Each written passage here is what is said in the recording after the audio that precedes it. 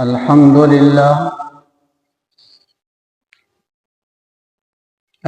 لله نحمده ونستعينه ونستغفره ونؤمن به ونتوكل عليه ونعوذ بالله من شرور أنفسنا ومن سيئات أعمالنا من يهده الله فلا مضل له ومن يضلله فلا هادي له ونشهد أن لا إله إلا الله وحده لا شريك له ونشهد أن سيدنا وسندنا وحبيبنا وشفيعنا وحبيب مولانا محمدا عبده ورسوله أما بعد فأعوذ بالله من الشيطان الرجيم بسم الله الرحمن الرحيم لقد رضي الله عن المؤمنين إذ يبايعونك تحت الشجرة فعلم ما في قلوبهم فأنزل السكينة عليهم وأثابهم فتحا قريبا وقال رسول الله صلى الله تعالى عليه وسلم ما على عثمان من عمل بعد اليوم أو كما قال رسول الله صلى الله تعالى عليه وسلم إن الله وملائكته يصلون على النبي يا أيها الذين آمنوا صلوا عليه وسلموا تسليما اللهم صل على سيدنا ومولانا محمد وعلى آله وأصحابه وبارك وسلم تسليما كثيرا صدق الله مولانا العظيم. انتہائی واجب الاحترام حضرات مسلمانان ورونو،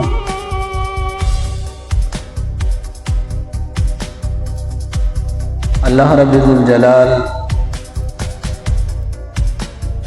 امونږ او تاسو باندې خپل ډېر زیات انعامات او احسانات کړي دي. کوي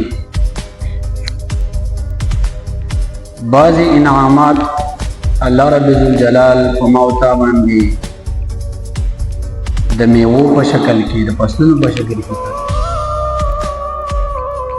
بعضې انعامات الله رب الجلال په ما او تا باندې د خوراک څښاک په شکل کې کړي، او ډېر زیات ښایسته انعامات الله رب الجلال چې په ما او تا کړي هغه دا دي چې ما او تا ته الله تعالی ایمان را نصیب کړی دی، مسلمانان یې پیدا کړي او بیا یې د یو عظیم پیغمبر په امت کې پیدا کړي، هغه پیغمبر چې د تمام پیغمبرانو سره یکسر دی. دا یو لوی احسان دی، ګوره یو لوی نعمت دی. او بیا هغه خوږ پیغمبر جناب محمد مصطفی صلی الله تعالی علیه وسلم د هغو د خوږو یارانو طرز زندگی موږ او تاسو ته نصیب کړې ده. د صحابه، هغه صحابه د کوم باره کې چې نبی علیه الصلاۃ والسلام فرمایي اصحابي کالنجوم، زما ملګري په شان د ستورو دي، ځلیږي. زما صحابه زما یاران دا په شان د سلي د اسمان د ستوري. فبأيهم اقتديتم اهتديتم، په تاسو کې چام د کوم صحابي پیروي وکړه، اتباع وکړه، د هغې طور طریقه باندې روان شو، دا په سمه ده، هدایت یې بیا موندلی.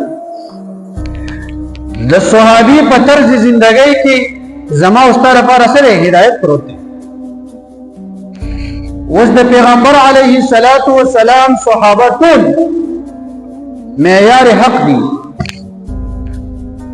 چې د کم یو په زندګۍ پسې ما او تا روانېږو، د کم په طریقه م خپلو ما او تا به هدایت ته رسي. هغه پیغمبر وینا ده. خو په دې صحابو کې ګوره بیا د ځان له رنګونو ګلونه وکړه.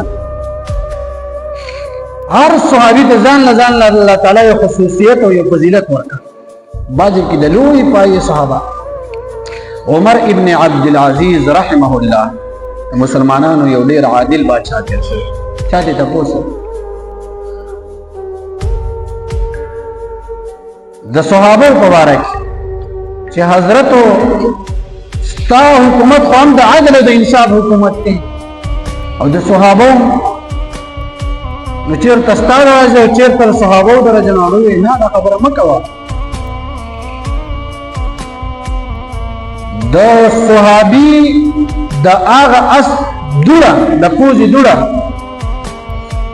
هغې ته راټول انسانیت دا نشي رسېدلی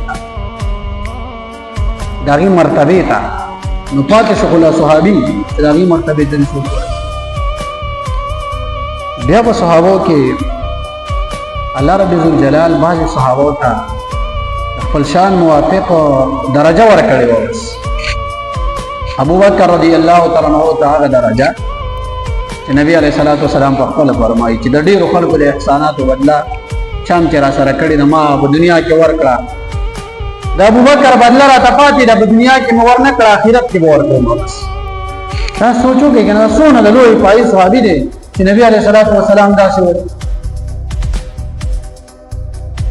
بیا بس عمر فاروق رضی الله تعالی عنہ د کم په باره کې چې نبی علیه الصلاۃ والسلام فرمایي لو کان بعدي نبي لکان عمر رضی الله تعالی عنہ که زمانه بعد چېرته پیغمبر راتلی که نه نو دا به څوک دی؟ دا به عمر رضی الله خو نه راځي. بس په ما باندې د نبوت اختتام شوی دی، د نبوت سلسله ختمه شوې ده، خاتم الانبیاء اخري رسول زیمه بس بل راځي نه او چې راځي به دروغجن کذاب ده. نبی علیہ السلام او فرمایل د عمر رضی الله تعالی عنہ په مناقبو کې په فضایلو کې چې دا هغه هستی ده که زمانه بعد پیغمبر راتلی څوک وایي؟ عمر رضی الله تعالی عنہ. عثمان رضی الله تعالی عنہ نبی علیہ الصلوۃ والسلام وایي دا حیا غر دی، غر دا حیا سره غر دی. یو ځل نبی علیہ الصلوۃ والسلام د حرا په غر باندې تشریف فرما دی ورسره ابو بکر صدیق رضی الله تعالی عنہ دی ورسره عثمان رضی الله تعالی عنہ دی. نبی صلی الله علیه وسلم په خپل دی زلزلہ راغله او غر په جوړ کېدو شو داسې په لیدو او نبی علیہ الصلوۃ والسلام وایي پتا څه وشو؟ پتا باندې خو د پاسه اخیری پیغمبر دی، یو صدیق دی او بل شهید دی او ته اوس هم جوړ کېږي.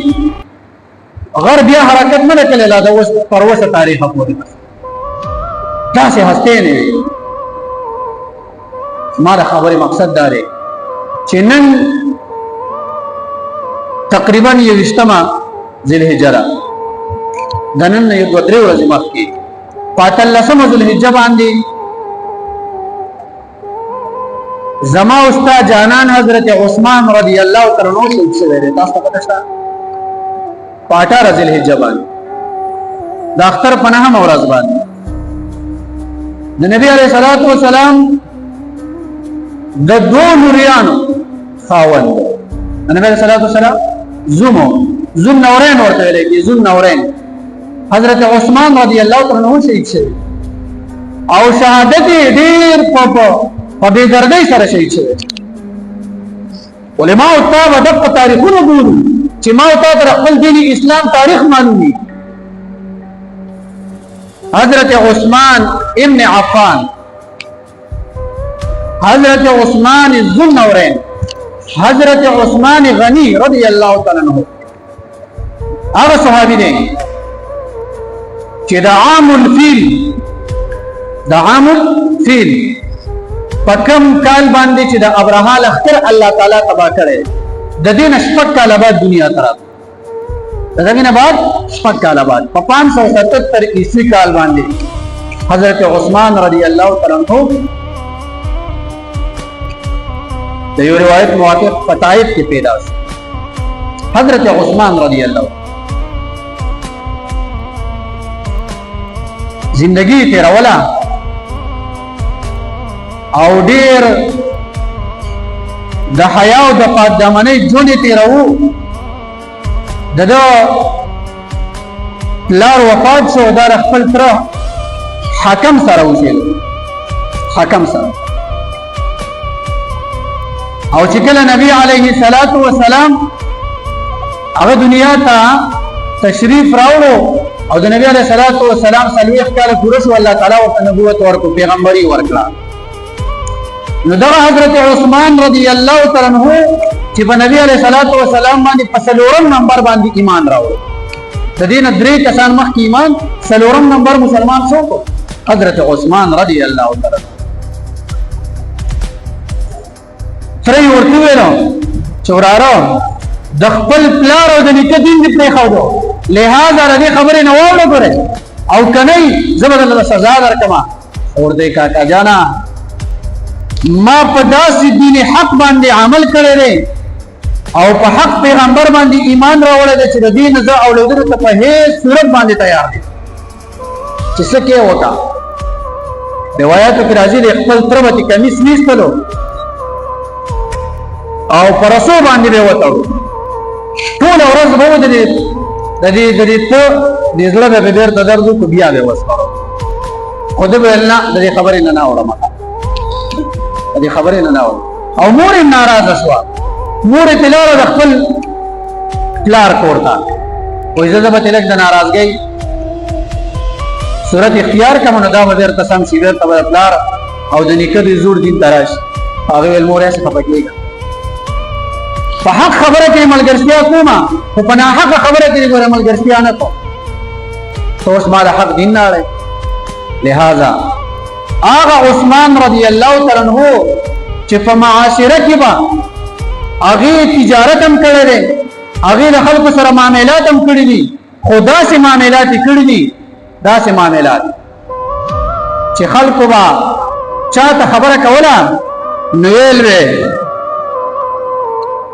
وی احبك والرحمن، احبك والرحمن، اے پلان کې سړیا زستا سره داسې محبت کوم د الله په ذات مې قسم حب قریش عثمان، لکه څرنګه چې قریش د عثمان سره مینه محبت دی، د عثمان رضی الله تعالی عنہ سره قریش داسې مینه محبت کوي چې خلکو یو محاوره جوړه کړې و د دې مینه محبت، او خلکو ته احبك والرحمن، الکه ستا سره داسې د الله په ذات مې قسمي داسې محبت در سره کومه حب قریش عثمان، لکه څرنګه چې قریش د عثمان سره مینه محبت، د عثمان سره مینه محبت ولې کوو؟ په هغې کې سخاوت و، په هغې کې عدالت